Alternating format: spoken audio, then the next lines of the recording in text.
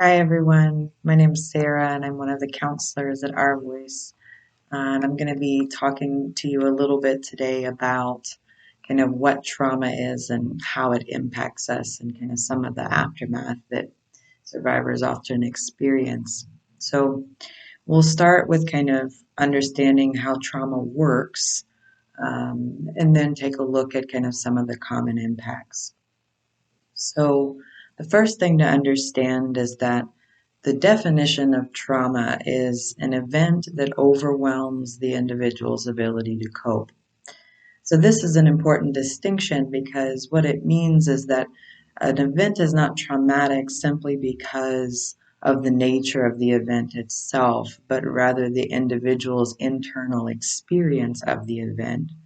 So what makes an event traumatic is really that that individual is not able to kind of meet the stress of the experience in a way that they're able to process and manage. So as a result, their system gets overwhelmed.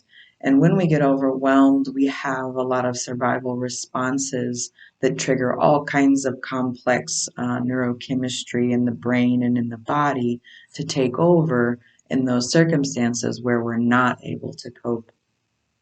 So, with trauma, the critical part is not necessarily just that, we've gotten overwhelmed, but then we were able to work through it. So, it's really that the person is not able to effectively kind of either defend themselves or escape the situation or effectively resolve it. So, essentially, the system stays in this kind of state of overwhelm. The experience is not able to be integrated afterwards. So, what happens is the memory of the trauma, instead of going into long term memory, which is what typically happens when we have negative experiences, the traumatic experience stays in working memory. And so what that means is that it's as if the mind and the body are continuously working on this experience as if it's still happening. So this is really important to understand because oftentimes for folks who have experienced sexual trauma and the aftermath, there's a lot of kind of disturbances, kind of symptoms that happen afterwards, and it leaves the person feeling oftentimes quite confused about what's happening and why all these things are present. And so this is really the reason, is because that traumatic experience has not been integrated properly. So it's staying in working memory, and the individual is still experiencing the world as if they're living almost through the lens of that traumatic experience. So we could think of it as kind of some of the kind of remnants of the traumatic experience remain online. So, for example, if during my traumatic experience no one was there and no one helped me, it's very likely that after that experience, that sense of I'm alone in the world and I don't have help is going to linger for me, because that's what I experienced during the trauma and that hasn't been corrected or repaired yet. So let's turn now and take a look at some of the common symptoms. So I'll break it down in the areas of emotions, kind of thinking processes, relationships, physical processes, and also spiritual aspects as well. Okay, so one kind of theme that we'll be kind of touching on throughout is really the loss of safety and connection. So this, if we think about kind of trauma as having a bunch of different symptoms, loss of safety and connection would be kind of the umbrella. Okay, so loss of safety and connection, what does that mean? So what it means is that the world becomes kind of an unsafe place. Okay, and it also means that our internal experience becomes an unsafe place, because often when we've had an overwhelming experience that hasn't been integrated, put into long-term memory, those kind of somatic, oftentimes bodily symptoms of overwhelm, or physical symptoms, emotional symptoms of overwhelm, tend to persist. So when we turn our attention inward, say I close my eyes right now and I start to kind of sense my body, kind of feel. So for someone who's been through a sexual trauma, that is going to potentially be very distressing and overwhelming. So oftentimes what happens is we disconnect from ourselves in different ways. We try to, out of necessity to survive, we create distance between our awareness and all of those painful sensations and emotions. So we lose connection with ourselves. We oftentimes lose connection with other people because sexual trauma is a relational trauma. That means that our ability to feel safe and connected in relationship is oftentimes disrupted. And so we have a lot of disturbances there that we'll talk about later on. And like I said, just this general sense of I'm not safe anywhere I turn. When I look inward, I don't feel safe. When I look to you, I don't feel safe. When I look out into the world, I don't feel safe. And so there's really kind of a sense of a threatened kind of separate self that emerges. And like I said before, we experience the world as we did during that traumatic experience. So if I felt very overwhelmed and confused and alone when I was being sexually violated, in the aftermath, those kind of feelings are going to persist. I'm going to still feel kind of confused. I might not understand kind of what happened. That'll linger, that sense of unsafety and being alone. That'll kind of, it's almost like the movie continues to play.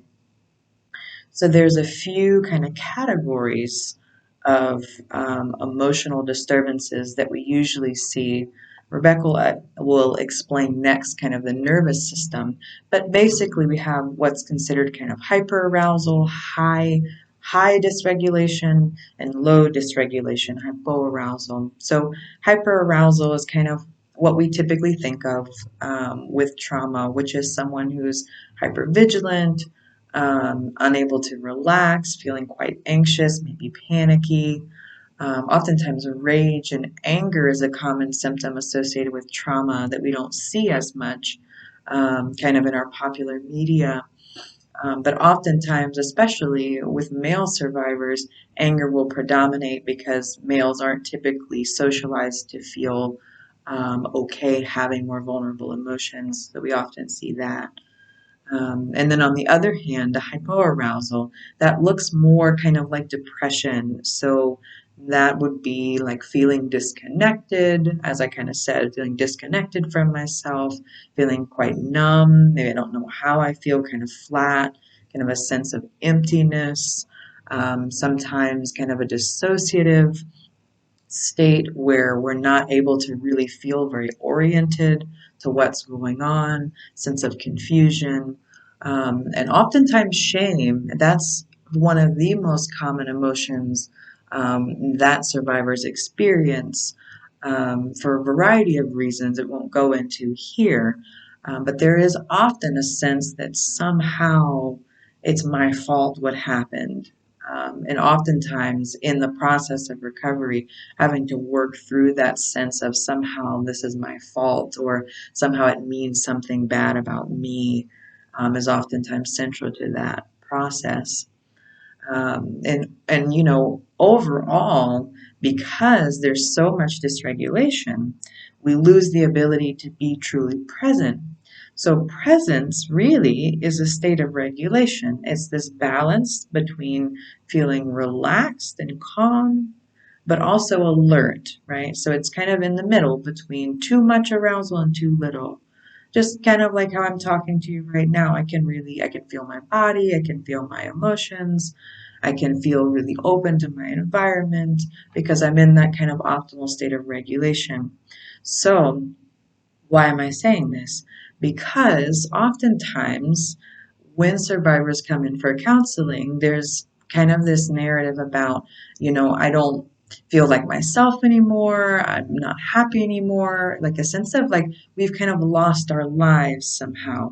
And this is the reason why, because when we're so dysregulated, we can't be in the state of regulation that's required to feel alive, to feel connected, to feel hopeful, to feel joyful, to feel content, to feel happy.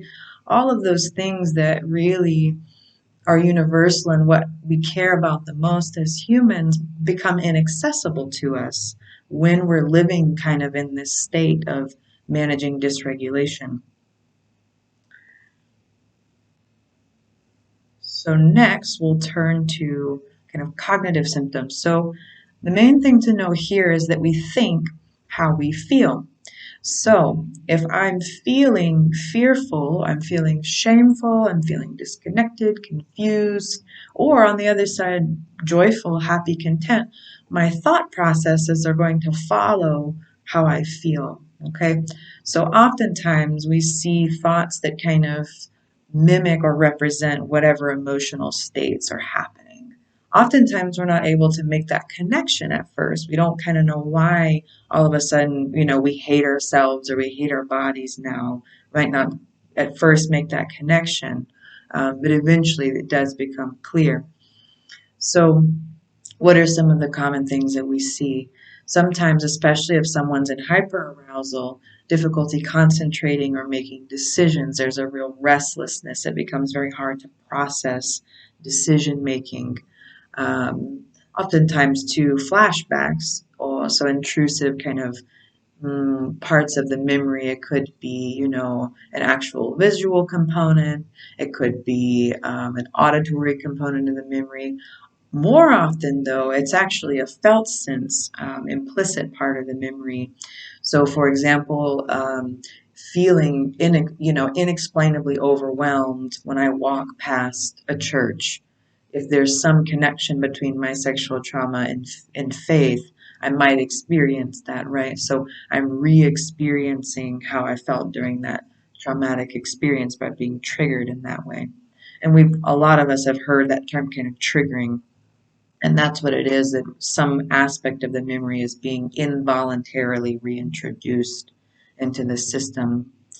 So another one, as I kind of briefly touched on, sometimes there's a tendency to kind of turn inward on ourselves. For most of us, we weren't able to confront the perpetrator in a way that felt empowering and effective.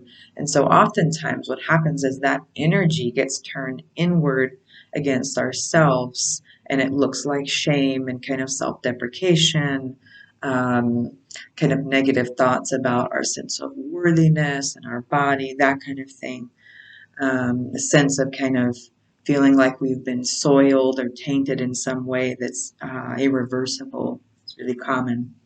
And another one really that's a lot harder to recognize is that we kind of, it's almost like our awareness moves up into our head and we take a permanent residence here. So oftentimes folks can be very intelligent and very well spoken, and really be able to talk about the event, like I'm talking to you now, as if it's, no big deal, when really there's a lot of dysregulation under the surface. And this is why, because we can split off from our somatic and emotional experience and start to kind of live in the conceptual world, kind of lost in our own thoughts, which we already deal with, of course, as a collective, but sometimes even more so as a way to escape feeling overwhelmed with trauma. And kind of going with hypervigilance too, we can have kind of paranoid thinking. So this sense of kind of somehow I've become the spotlight of attention. Somehow, people are looking at me, or kind of just this, it's just a constant sense of threat, the system constantly scanning to see where threat is coming. Okay, let's turn then to relational symptoms. Okay, so let's just see how we're doing on time.